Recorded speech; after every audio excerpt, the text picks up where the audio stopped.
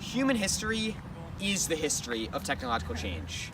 And recently, we've experienced some pretty profound changes. From electricity in the late 1800s, to cars in the 1920s, and to the internet today. Technology has radically shaped our society. But the biggest change might be right around the corner.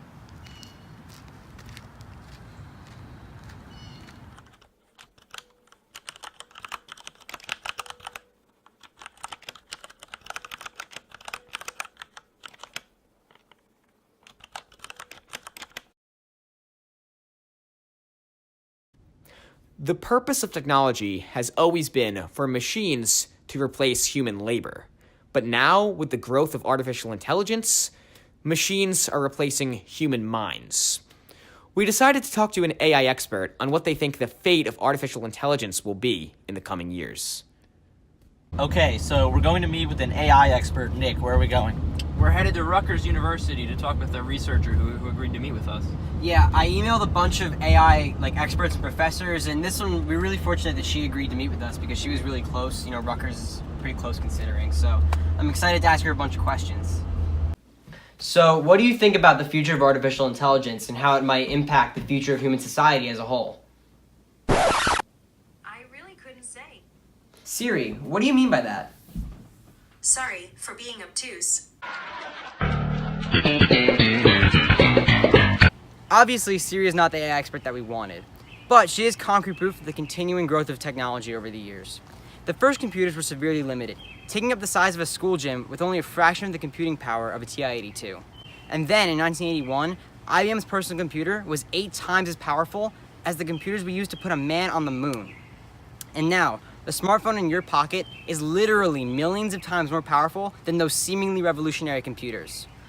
With all this growth, technologists began wondering where all that growth would lead us. And what they came up with was the technological singularity. A singularity is the point at the center of a black hole where gravity becomes infinite and our current laws of physics break down. It is so strong that nothing, not even light, can escape its grasp. For that, it is called the point of no return.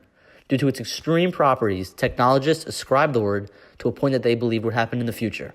The technological point of no return. A technological singularity, if you will. So what exactly is the technological singularity? Well, it's really not that complex of an idea. It all starts when a technological entity knows how to build a better technological entity. And that entity can build a better entity, and that entity can build a better entity, and clearly you see where this is going. But why is this so important? Well, this technology would be able to match human intelligence. And beyond that, it would be able to reach super intelligence. And although that may just sound like science fiction, even in 1847, the author R. Thornton proposed, but who knows that such machines, when brought to greater perfection, may not think of a plan to remedy all their own defects and grind out ideas beyond the ken of mortal minds. Since the 1800s, we've came up with the idea that better technology can lead to technology smarter than humans. And certainly come the 20th century, this idea with computers and all the other technology gathered steam. So although it may sound very complex at first, the technological singularity is simply the logical consequence of technology getting better. As you can see, the technological singularity will be a revolutionary turning point in human history. But the question has to be asked, when will the technological singularity occur, if it does at all? Well, again, experts can only theorize, but they predict, as do we, that the technological singularity will occur within the 21st century. Why will the technological singularity happen so soon? The answer is in the exponential nature of technological growth. As time goes on, technology improves. But it doesn't just improve linearly. The more technology there is, the easier it is to make new technology. So technology actually increases exponentially. And an exponential graph has 3 main parts. You have the beginning, where there's essentially no growth, like the beginning, the first 10,000 years of human history, where perhaps we wielded fire, but not too much more. Then you have the intermediate part of the graph, It's about where we are now, where there's certainly more growth than the beginning of human history, but not nearly as much as what's in the future. And then you have the last part of the graph, where growth goes so unbelievably fast that it dwarfs all the other components of the graph. So we're definitely not at the beginning, where there's no growth. I mean, we have a good amount of technological growth today, but we're certainly not at the end, where you have an unbelievable amount of growth. So if we're not in the beginning, but we're not in the end, we're in the middle. And that means the technological singularity is coming soon. Regardless of when the technological singularity occurs, there will unquestionably be some profound changes in society because of it. Many experts have put forth several theories about the post-singularity world. They vary from idyllic utopias to apocalyptic nightmares. Due to the fact that the singularity would be able to achieve superintelligence, it could conceivably solve problems that no mortal mind could ever solve.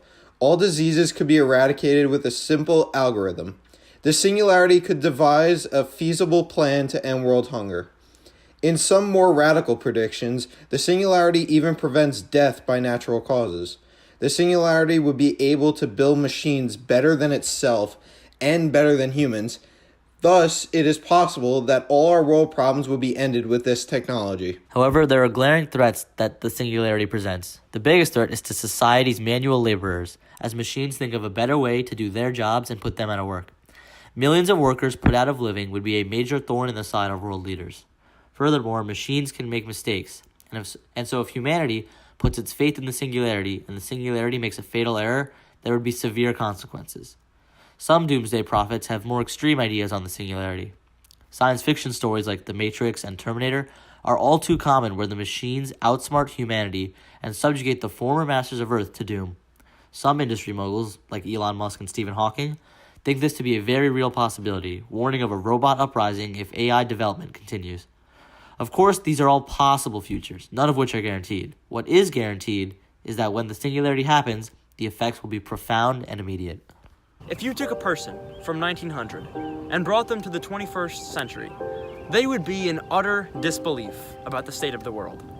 Just think, a 1900s farmer looking up at the sky and seeing airplanes soaring miles above, and learning that humanity had touched down on the moon. The world would be almost completely alien to them. And if we today were transported to the beginning of the 22nd century, it's likely that we'd encounter a world similarly alien. Maybe we'll have colonized the galaxy. Maybe we'll have uploaded our minds onto computers. Maybe there'd be no world at all. As we progress through the 21st century, we know that technological singularity may make right now the most important moment in human history.